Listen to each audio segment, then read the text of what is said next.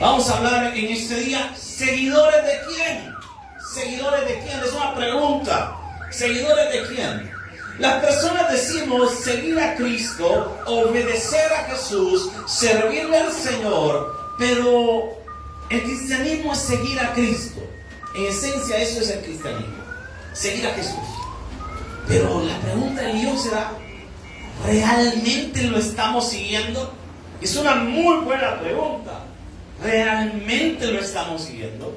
Y he tomado algunos principios que Jesús practicó y vamos a analizar si nosotros estamos sirviendo realmente y siguiendo realmente al Señor. Mi intención con este mensaje no es pretender decirle a usted que yo estoy haciendo las cosas bien de ninguna manera, porque todos somos pecadores, hermano. Mi intención con este sermón, o mi idea con este sermón, es hacernos razonar y analizar nuestro cristianismo. Primera carta a los Corintios, capítulo 3, versículo número 11. ¿Lo tiene, iglesia? Ve lo que dice la palabra.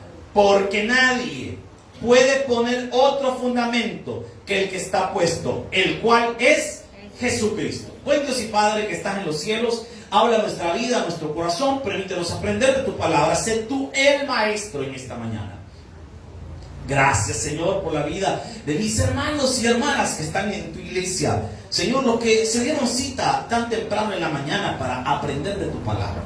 Oramos por sus vidas y sus familias en Cristo Jesús, nuestro Salvador. Amén y amén. Puede tomar su asiento. Puede tomar su asiento. Según el diccionario, la palabra cristiano quiere decir persona que decidió acatar los preceptos de la fe cristiana. Voy a repetir el concepto de cristianismo para que lo podamos comprender. Persona que decidió acatar los preceptos de la fe cristiana. Un cristiano es una persona que ha decidido seguir a Jesús. Amén. Y seguir a Cristo quiere decir caminar detrás de Él. Que Él nos va a guiar. Y nosotros vamos a obedecer y seguir su ejemplo. Las palabras sirven, pero el ejemplo arrastra, hermanos. Amén. Las palabras sirven, pero el ejemplo arrastra. Nosotros lo vemos, hermano, como la influencia de una persona tiene fuerza sobre otra persona. El maestro siempre va a tener fuerza sobre las personas que él está discipulando. Y es tan fuerte a veces la influencia de un maestro que tiende a transformar nuestra manera hasta de vestir. Depende de quién sea tu maestro, así va a ser tu comportamiento. Amén. Veámoslo de otra forma. La influencia, por ejemplo, que tiene la música en las personas es tan fuerte que define nuestra forma hasta de vestirnos. Hay personas que su vestimenta nos revela qué tipo de música escuchan. De repente usted ve a alguien todo vestido de negro con unos subvolados aquí, con unas sus puntas ahí en los brazos. ¿Y usted qué tipo de música cree que escucha? Rock. Y usted dice, no, y peor si pasa de los 40, ¿verdad? Usted sabe que ese fue rockero en los 80, ¿verdad? Y se le quedó clavado eso en su mente, y ya estaba. Si de repente usted ve a una persona con su camisón todo flojote y su pantalón todo flojote y uno sus tenis, ¿qué tipo de música escucha? Corra, que lo van a saltar, ¿verdad? Primero, ¿verdad? Pero ¿qué tipo de música cree usted que escucha? Reggaetón, rap o algo por el estilo. La influencia del maestro es tan fuerte que determina a veces cómo vamos hasta vestirnos. ¿Quién es tu maestro? A veces nuestro maestro es la música y se nota. A veces nuestro maestro son las redes sociales y se nota. Hablamos ahora un lenguaje nuevo y es el lenguaje de los memes. Las personas que nos gusta compartir esos dibujitos, como dice mi suegro, caricaturas, dice, pero no, son los memes. Y la gente entendemos, por ejemplo, cuando se dice algo y una persona que entiende del meme lo relaciona rápido y lo entiende. Por ejemplo, hubo un meme bien famoso que se llama Vamos a calmarnos. Y la gente entendía. Yo a veces cuando predico en las actividades de jóvenes y me invitan a cultos de jóvenes, yo utilizo mucho el lenguaje de los memes porque sé que los bichos me van a entender. Y me entienden y se ponen a reír y saben de qué estoy hablando. Pero yo noto a veces los que están mayores, que no están empapados de ese lenguaje, cuando escuchan, vamos a calmarnos, ¿qué es eso? Qué raro se oye lo que están diciendo. Pero no entienden el contexto, ¿me entienden? No lo logran comprender porque estamos hablando de personas que su maestro es las redes sociales y lo está discipulando. Hay personas que su maestro es el Instagram y se enfocan en la foto y la foto, que la foto aquí, que la foto allá. Y mire, ahora los niños por naturaleza saben tomarse fotos. El día de ayer yo vi un niño que le iban a tomar fotos, le dijeron, y mire, el niño estaba todo aburrido, pero de repente cuando le dieron foto, sonrió usted. Y después cuando quitó la cámara, mamá, sí, ya está programado. ¿Por qué? Son discípulos de las redes sociales. Son discípulos de las redes sociales. Antes los discipulaban los libros, algunos de nosotros. Y conforme a la corriente de libros que nosotros leíamos, así era nuestra manera de pensar. Ellos fueron nuestros maestros. Tienen gran influencia sobre nosotros. Personas, por ejemplo, que les gusta Paulo Coelho, ese tipo de pensadores, de personas así medio reflexivas. Hay otros que son matados a una filosofía más profunda, más fuerte, y tienen esa línea de pensamiento que va enfocada en su manera hasta de vestir, de pensar, de hacer las cosas. Y podría citar a diferentes autores que tienen influencia sobre nosotros. ¿Quién es tu maestro? Tu vida refleja el rostro de tu maestro. Tu comportamiento refleja quién es tu verdadero maestro. Por eso la pregunta sería, ¿a quién estamos siguiendo nosotros? Yo veo, por ejemplo, en las iglesias, y hablo del ámbito que más estoy empapado, porque es el ámbito en el que me muevo, en las iglesias, he convivido con personas de otras denominaciones, y es bien curioso, porque las personas tenemos lenguaje propio de nuestra denominación. Yo, por ejemplo, he convivido con pastores de otras denominaciones, como el TAI, y veo a los pastores y puedo escuchar en su manera de hablar al pastor de ellos, al pastor Carlos Reyes. Yo lo escucho en ellos. Puedo ver los gestos, la forma, hasta la manera de vestir, y uno identifica, no, este es de tal iglesia. Y no nos vayamos lejos, a nosotros en el tabernáculo también así rápido nos identifican, hermano. ¿Por qué? Porque la gente ve el estilo, ve la forma, porque nuestros maestros tienen influencia en nosotros, muy fuerte, por cierto, muy fuerte.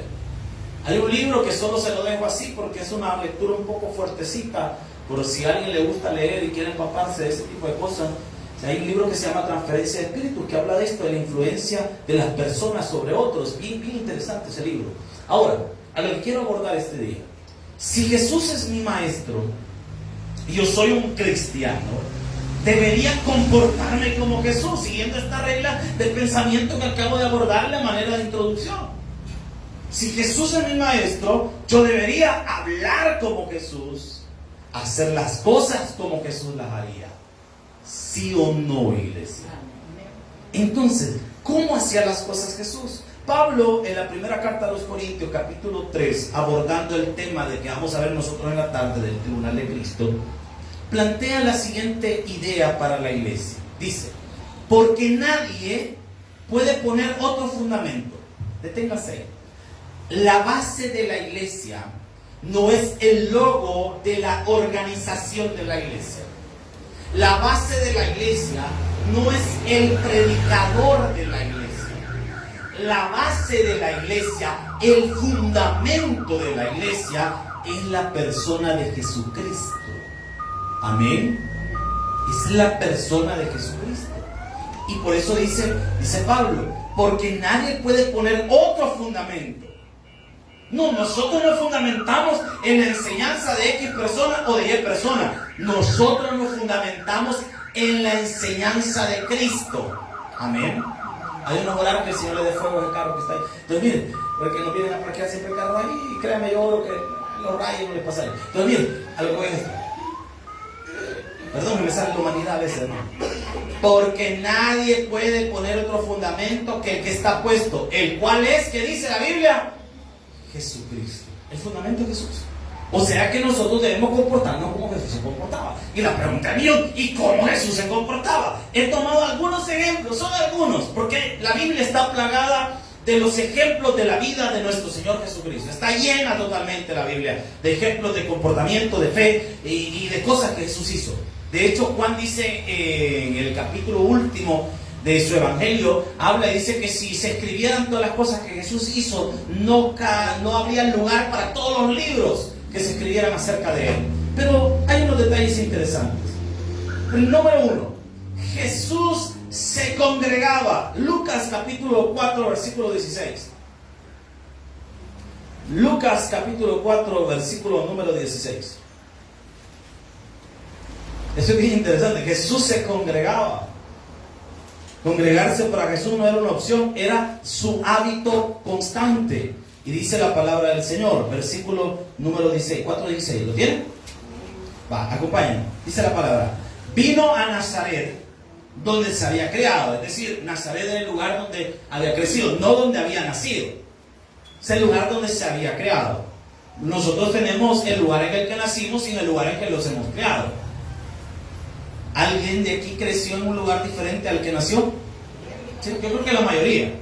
Nacimos en un lado, crecimos en otro, nos movimos por otra parte, nos desarrollamos en otra parte. Eso es parte de la vida. Lo mismo le pasó al Señor. Vino a Nazaret, donde se había creado, en el día de reposo. Recuerde que el Shabbat era el día en que los judíos podían congregarse. En la antigüedad no se podían congregar en la semana porque las personas se dedicaban a la vida agrícola y al no haber tanta seguridad en las noches, la gente rápido llegaba a sus casas.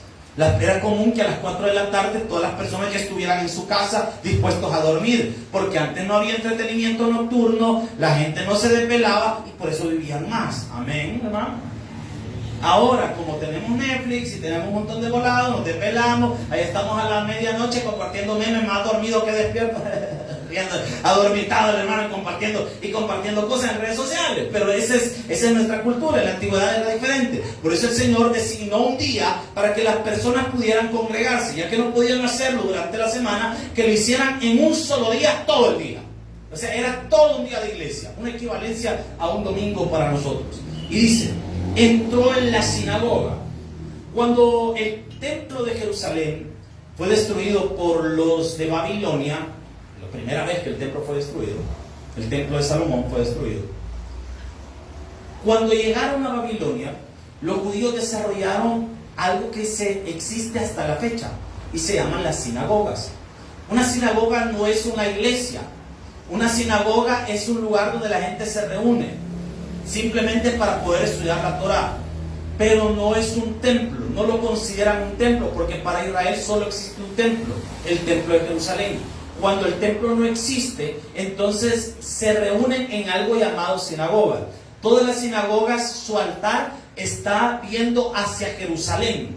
Esa es una característica de la sinagoga, porque cuando les gusta inclinarse y orar, quieren orar rumbo a Jerusalén, porque se cree dentro del judaísmo que el único lugar para orar debe ser Jerusalén. Entonces por eso lo hacen de esa forma. Y existían en los tiempos de Jesús, aunque en los tiempos de Cristo el templo ya se había reconstruido. Pero debemos poner la atención en algo. Cuando Jesús vivió, el templo tenía un par de años de haber sido reinaugurado. Por eso es que la existencia de las sinagogas todavía y el culto dentro de las sinagogas. Y sobre todo para aquellas partes que estaban lejos de Jerusalén. Nazaret estaba muy lejos de Jerusalén.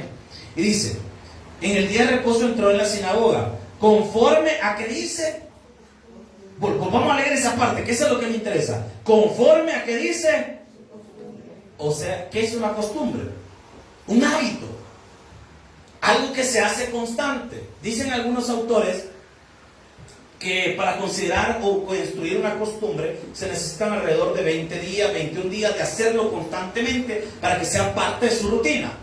Por ejemplo, si usted quiere hacer ejercicio, empezar es lo más difícil, porque uno está acostumbrado a estar en modo modorro, ¿me entiendes?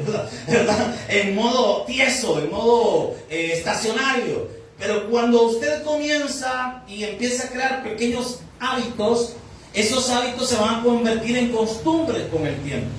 Usted se va a ir acostumbrando, adecuando a eso. Jesús era su costumbre congregarse todos los sábados.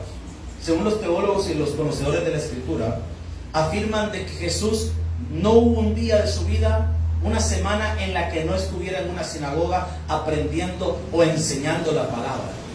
O sea que era parte de la vida de Cristo congregarse. Amén.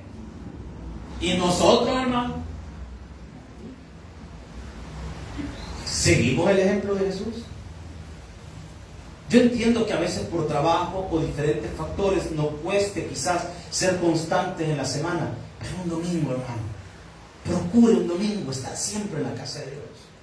Procure congregarse, escuchar la palabra, sentarse y escuchar. Porque a veces cuando usted y yo estamos separados de Cristo, nos separamos de la iglesia, no es lo mismo escuchar un sermón a través de un aparato electrónico que sentarse en una iglesia y escuchar la palabra. Amén.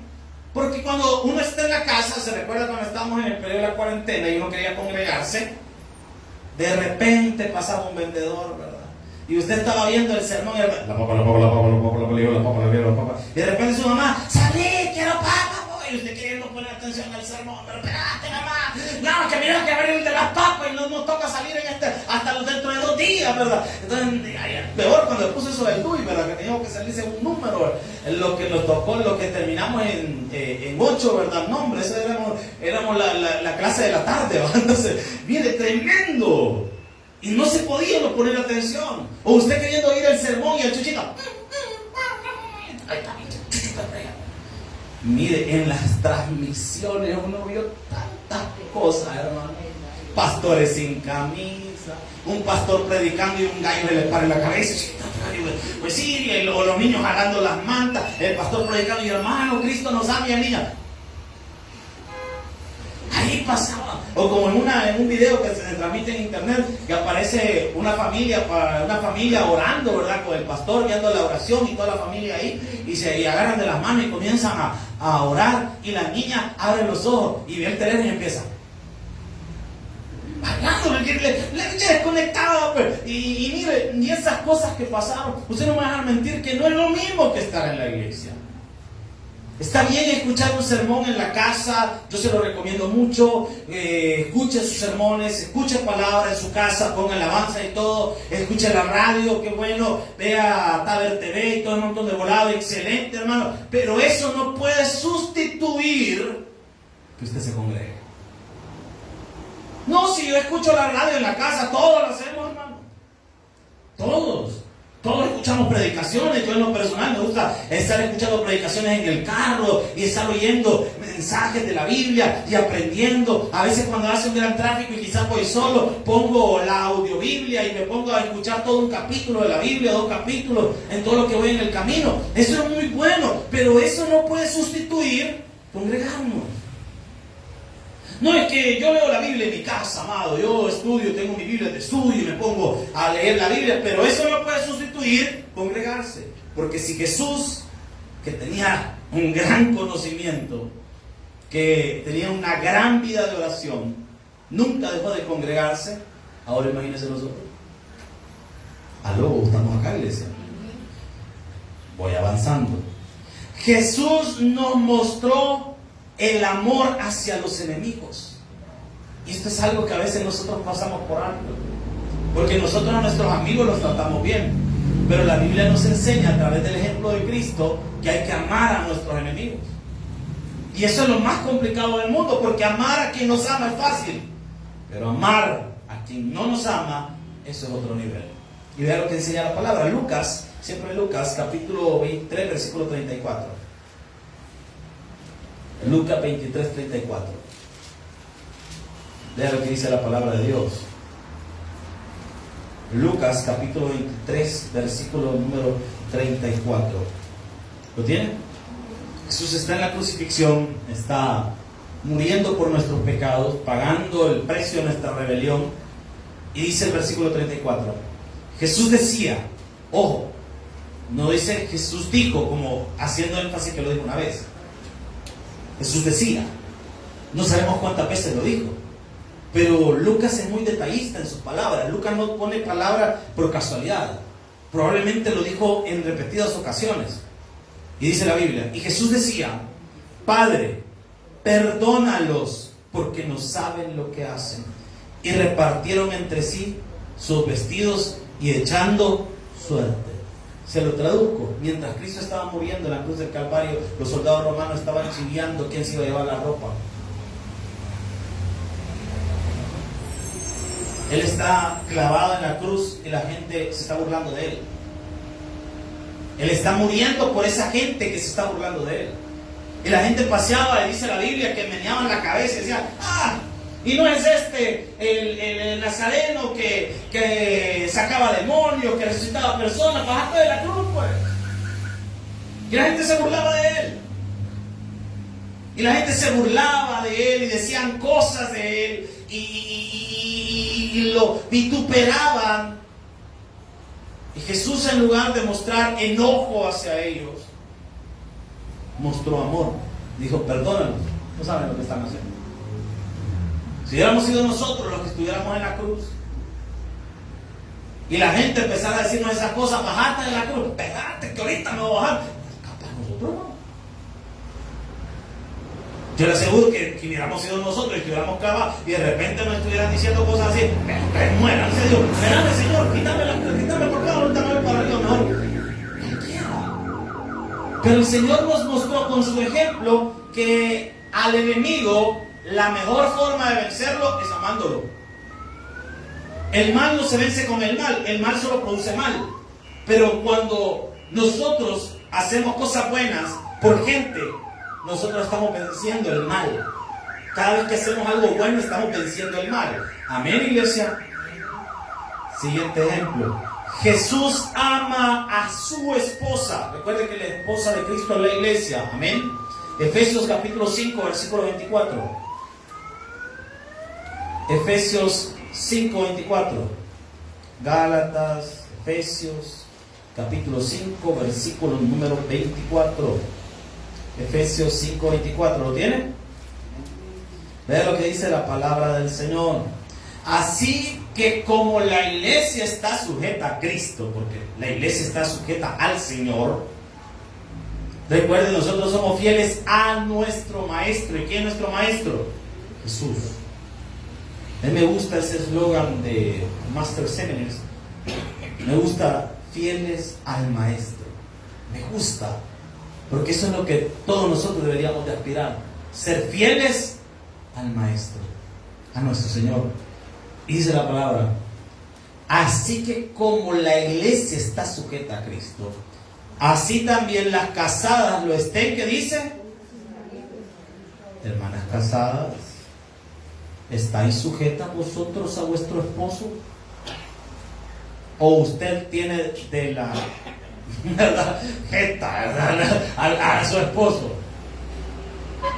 Yo no estoy sujeta, yo lo tengo sujeto a él.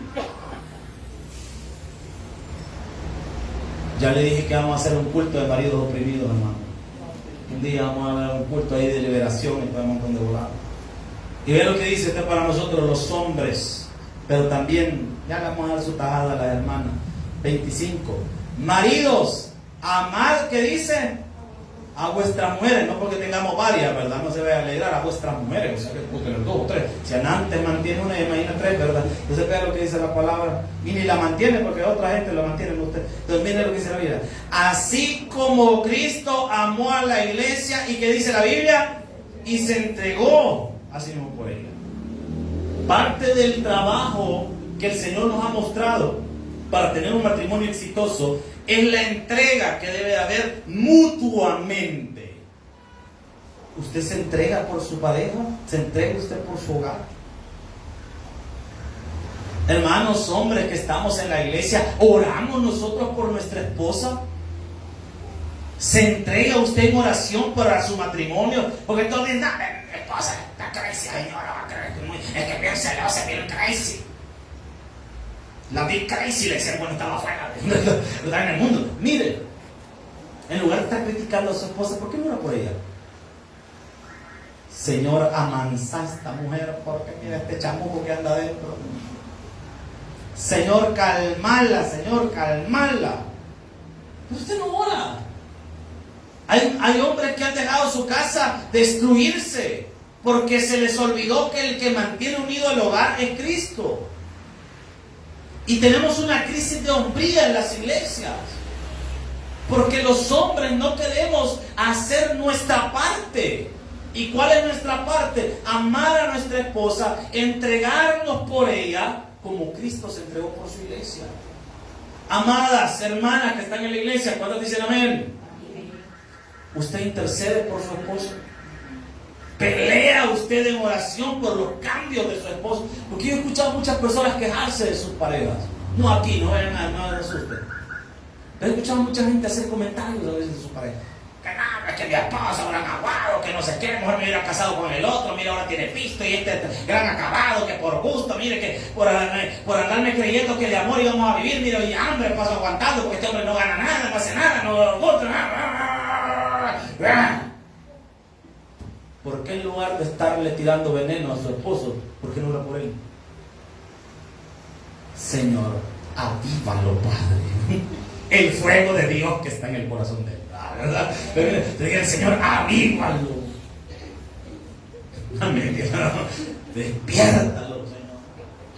Dale oportunidad, dale sabiduría, dale provisión. Ayúdalo, Señor, para que sepa guiar esta casa, Padre. Dale sabiduría, dale inteligencia. Pero no, nosotros no hacemos eso. Criticamos a nuestra pareja en lugar de orar por él o por ella, demostrando que no estamos siguiendo el ejemplo de Jesús. Porque Jesús amó a su iglesia y se entregó por ella. Y dice la Biblia, y vea qué interesante lo que dice el versículo 26, para santificarla, habiéndola purificado en el lavamiento del agua, porque dice, por la palabra. ¿Sabe qué hace Jesús cada vez que nosotros nos congregamos en la iglesia? Jesús está preparando a su esposa. Le está enseñando cómo quiere que lo traten a él. Le está preparando para el matrimonio, porque ahorita somos la novia. La iglesia es la novia. Después será la esposa allá en los cielos. Ahorita le está preparando. Por ejemplo, cuando alguien se va, alguien de la realeza, de cualquier realeza, española, inglesa, la que sea, y hay tantas en Europa que yo pensé que ya no existía la realeza en Europa. Pero un día de esto, viendo un video, hay un montón de gente. No sabía que hasta los descendientes de Napoleón se consideraban príncipes y hay un montón de volados, Napoleón Bonaparte. Entonces, miren, hay un montón de esta gente. Y estas personas, cuando alguien va a casarse con esta persona, hay una preparación previa. ¿Cuántas mujeres solteras están en la casa del Señor? Y todas están casadas ahora. Nadie dice amén y todas dicen no. Y cuenta el voladito. No, mire, hermano, digamos que usted, un príncipe de cualquier país, está paseando, un príncipe árabe, un jaque árabe, no sé, anda paseando por aquí y se fijó en usted. Y de repente dijo, no, ese es alemán, ese sería más ruso. Sí, sería más o menos como así el acento de un árabe, ¿verdad? Sería como, yo quiero pastear las cabras con esta mujer. Entonces de repente le dice, yo te voy a entregar una cuadrilla de venado y animales, ¿verdad? A su papá le está llevando los venados y todo a cambio de usted, ¿verdad? También, como así funciona la cultura, ¿verdad? Entonces, vaya, y se fijaron en usted. Cuando esta persona va a formalizar su relación con usted, le va a pedir ciertas cosas, entre ellas pasar un curso donde usted va a aprender toda la norma, la etiqueta de la realeza, todo lo que conlleva el vestuario, la forma, el porte, cómo pararse, cómo hablar, cómo decir las cosas, cómo hacer las cosas y todo ese montón de volados. A usted se lo enseña todo el protocolo que tiene eso. Todo ese montón de protocolo y todo ese montón de cosas que tiene que aprender, la preparan para el lugar en el que usted va a formar dentro de esa sociedad. Jesús está formando a su esposa. Su esposa no nació aprendida. Jesús la va a formar. Nosotros en nuestro matrimonio tenemos que aprender del ejemplo de Cristo a formar a nuestra pareja. Su pareja no va a venir de repente con un chip interno. Ya sé todo lo que le gusta a mi esposa. Ay, es que vos no entendés, no sé por qué no me captás. Le dice, porque no le he enseñado, hermana. Si ese hombre los lobos lo crearon usted. Si en el monte se ha creado y él no aprendió nada ya, aprendió a cazar y un montón de volados, hermano. Si, hay que enseñarle. Si mire, lejos de broma, hermanas, ustedes los terminan de criar a uno, hermano. Y digan amén, hermano, si es cierto. Si uno viene, cuando estaba en la casa uno solo, ni comían, antes dormía, el mismo pantalón todo flojo, descuidado. Se han fijado que los hombres cuando se casan como que se embellecen. Les cambia el rostro, porque ya la señora ya le da de comer bien, ¿verdad? Allá nada más aguantando hambre pasaba, y ahí ya lo tienen bien nutridito, ya está cachetón, se ve el hermano, ¿verdad? Ya lo peina la señora, porque antes andaba todo rebelde, ya como que andaba tirando bombas para el tiempo de la guerra, ¿verdad? Y de repente ya le empieza a adecuar la hermana, y le empieza a mira, te voy a cortar el pelo de este lado, te voy a peinar así, mira, porque bien feo te ves, como un moped, te voy a peinar para este lado, te voy a arreglar, te voy a cortar aquí, te voy a quitar allá, le arregla la ceja, porque eran volado peludo que tenía siempre pensaban que era algún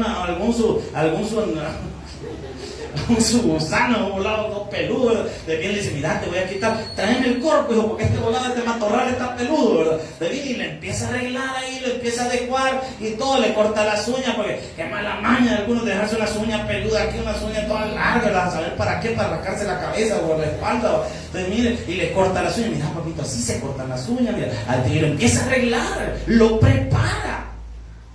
Igual en el caso de los hombres, tiene que enseñarle a su esposa cómo espera ser atendido. Decirle, mira, mi amor, a mí no me gusta que me hables así. En la calle por lo menos no me pegué, mira, por lo menos espérate llegar a la casa. Mira, hace esto, se maquilla, que allá. Y empezamos a enseñarnos para poder vivir juntos con sabiduría. Amén. Jesús hace eso con su esposa. Y eso deberíamos hacer nosotros en nuestra familia. Amén. Lo que va todo bien complicado, lo veo triste, hermano, ¿qué les pasa? Jesús nos enseñó a ser agradecidos. Primera carta a los Corintios, capítulo 11, versículo 24.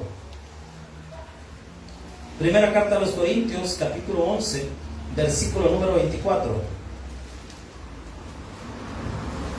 Primera carta a los Corintios, capítulo 11, versículo 24. ¿Lo tienen? Observe lo que dice la palabra. Y habiendo dado, ¿qué dice la Biblia? Téngase ahí, que eso es lo que me interesa de ese texto.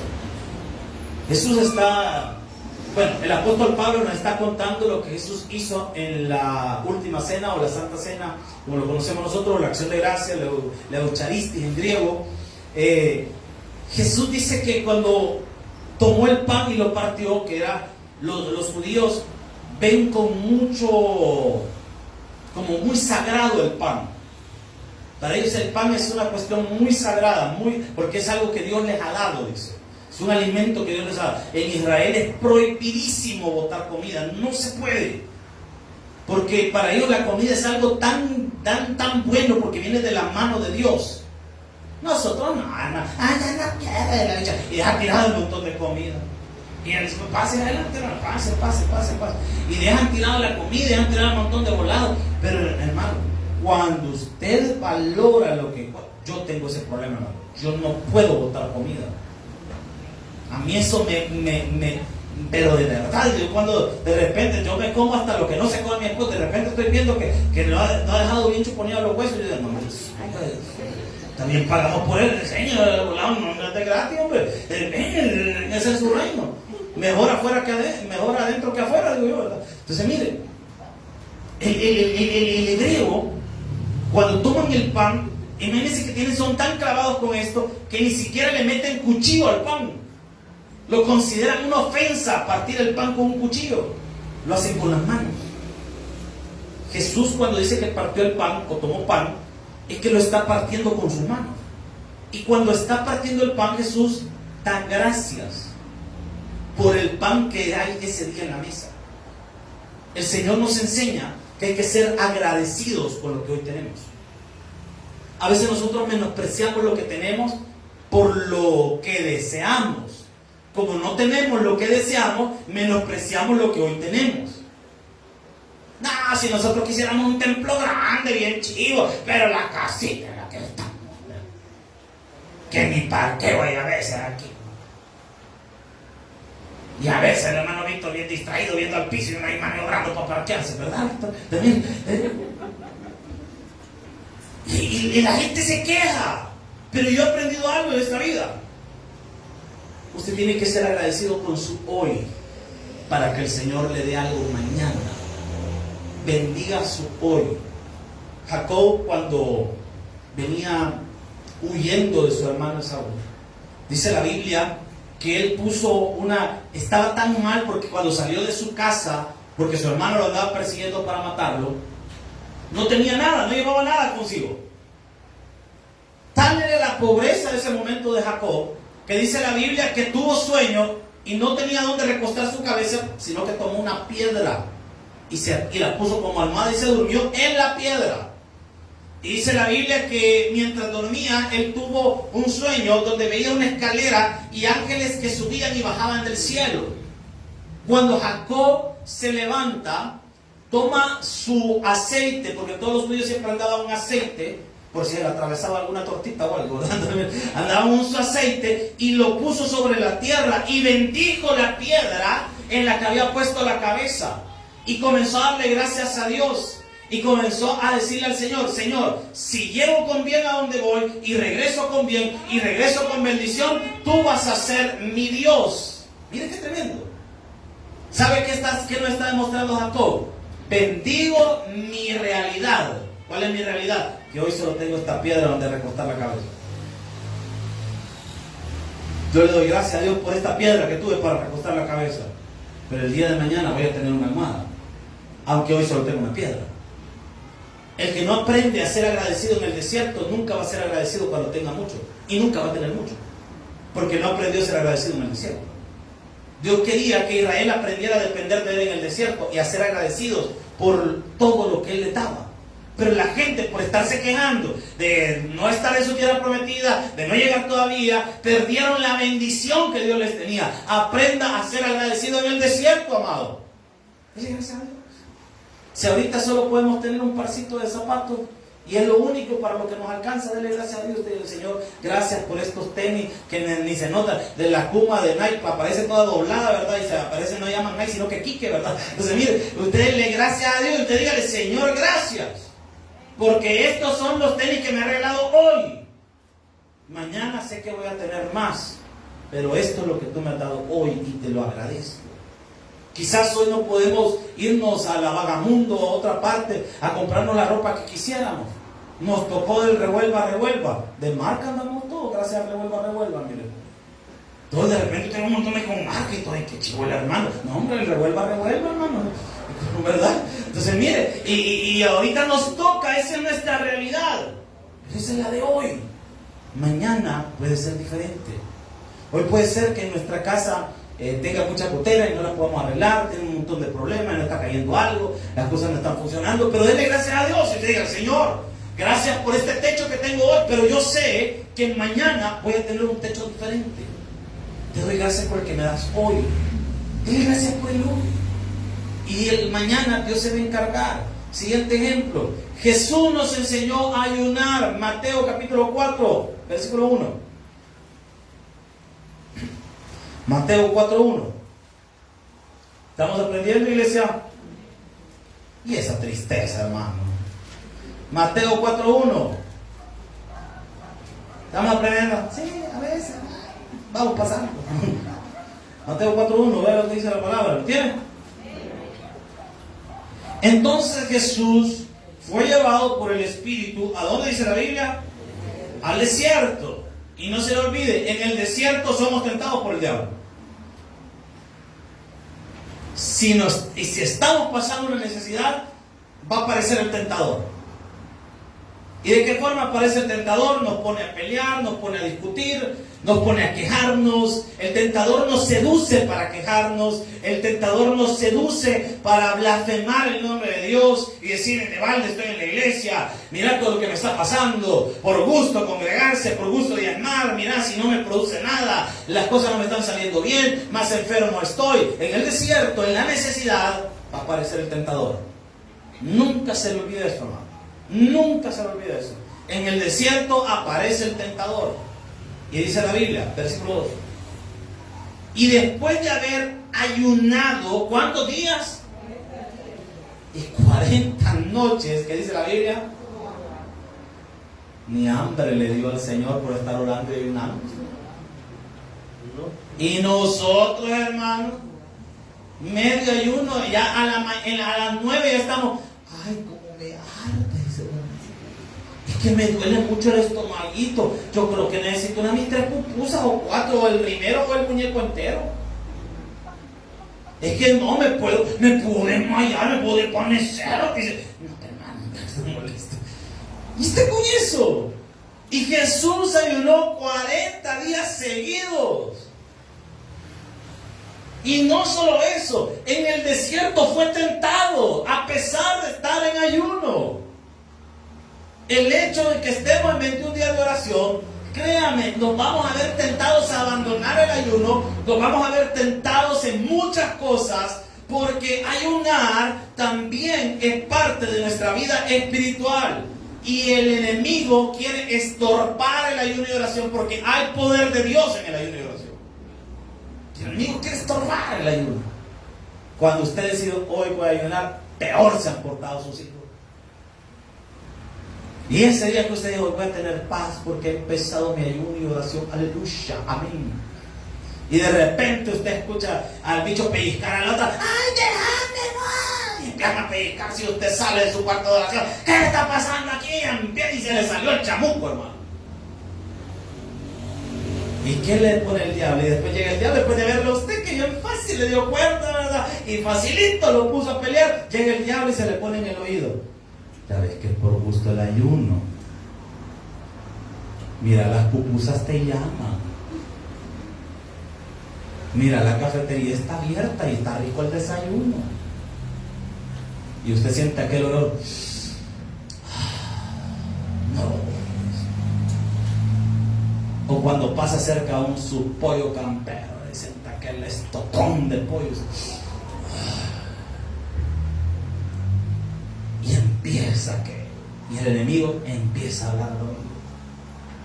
Mira, ahora que más estás sirviendo, mira cómo estás con tu esposo. Mira cómo pelea, échalo de la casa, bro. Quítátelo de encima. Quítate a tu mujer de encima. Deja de congregarte. Mira cómo te salió de pesada la hermana. ¿Y para qué vas a esa iglesia?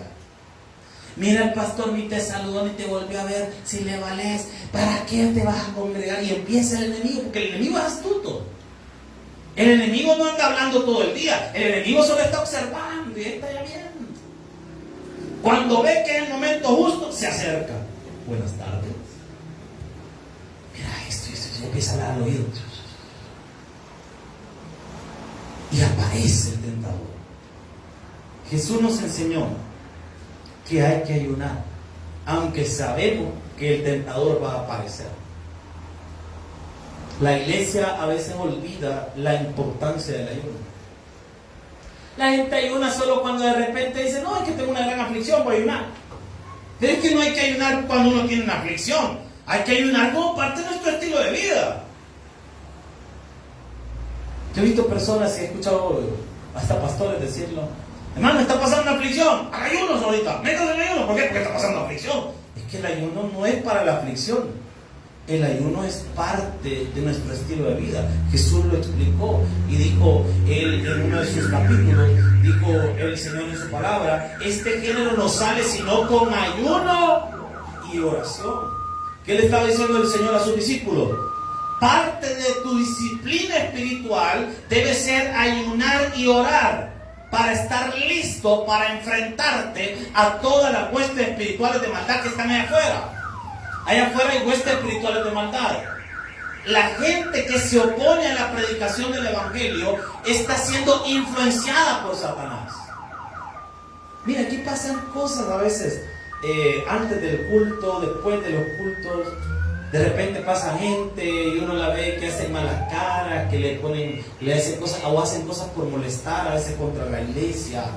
Yo lo he visto. Yo lo que pasa es que yo me hago el suizo, pero yo lo he visto, que hay cosas que hace la gente a veces por molestar. Pero ¿sabe qué entiendo yo? No es esa persona la que nos quiere hacer daño, es Satanás detrás de esa persona que quiere incomodarnos.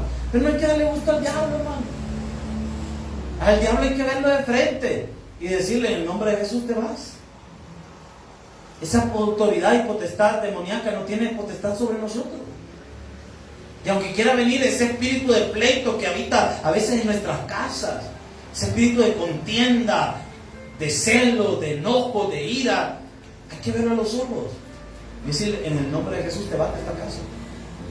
Cuando su esposo de repente la agarra a estar peleando con usted, y usted viene de orar, viene de la iglesia, viene de ayunar o de hacer algo, y la agarra feo, usted párese frente: en el nombre de Jesús, espíritu de contienda, te vas de esta casa.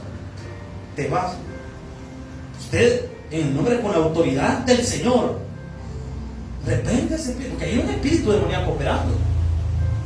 Hay pastores o no existe. ¿Y por qué está tanto pleito?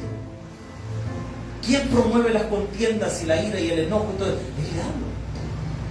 ¿Y cómo se reprende al diablo? En oración, en ayuno, pidiéndole al Señor. Y finalizo con esto porque el tiempo ya se me terminó. Tenía varias cosas que explicarle. Jesús nos enseñó a ser justos. Jesús nos enseñó que orando a Dios pasan los milagros.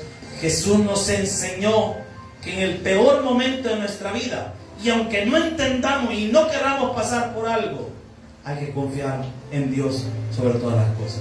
Mateo capítulo 26, y con esto finalizo porque ya se me termina el tiempo. Mateo capítulo 26, versículo 36. Mateo 26, 36, si lo tiene, ya lo que Jesús enseñó.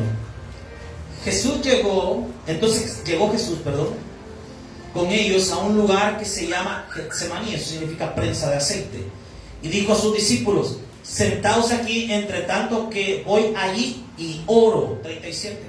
Y tomando a Pedro y a los dos hijos de Zebedeo, ese era su círculo íntimo, sus más cercanos, comenzó a entristecerse y a angustiarse en gran manera.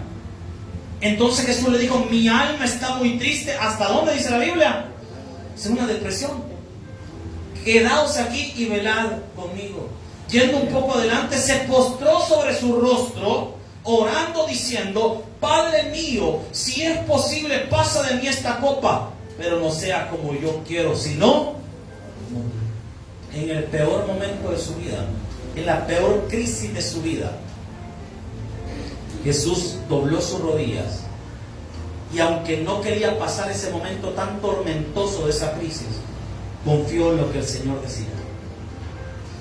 Confió en Él.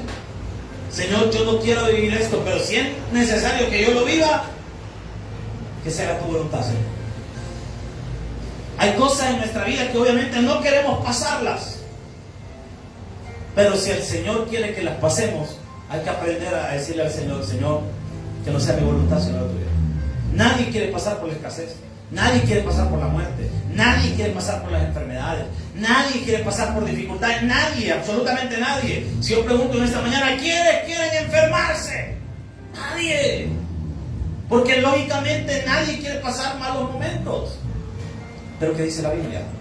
¿Qué nos enseña la palabra? Que se haga tu voluntad y no la mía.